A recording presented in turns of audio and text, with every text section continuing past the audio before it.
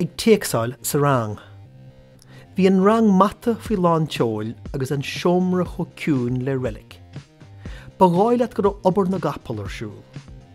Dhíríonn múnteoir ard na scolarí ar a glár bán, thug na scolarí clúas le héisteachtaí.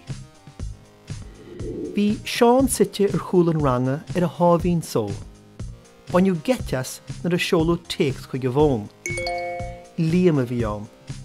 Bhí cóisiir a hagraige ina heach an líne sin mar gur a thuismathirí as baile, thug se cuide go teán teacht chuige. Hannig an múnteir i níad a dua ar teán agus rug siar leis a bhón. Babar gur hit Seán an lige. Bhí sige gur sé an omar na hamléise. Bhí intas an dain ar na scolarí eile. Curú Seán go hithe gin phríomhaide ar a buinte bose. Hannig cire cos agus lábhar. Thug an phríomhaide iad béal dá.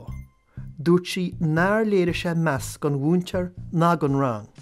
Bhíine si dá go má orthaí gléachar a thuismathirí. Bhlíonn phríomhaide ar mháthair Cheáin. Dine sin scéaldaí. Ní móna sásta a bhí máthair Cheáin. Díar an phríomhaideoirí teacht chun na scoile. Dúirt an mháthair go deocha tíisteach ar luas lasrach. Bhí cruinniú acu ar fad in lifig an phríomhaide. Dúirt máthair Cheáin gur sí anmhí hásta le rialach an na scoile. Dúirt an phríomhaide na raibh an dara rahaí ach éachar ar fionraí. Bhuacha Seán an cheanta. Gheall se dóibh gur a céal ceannighéige.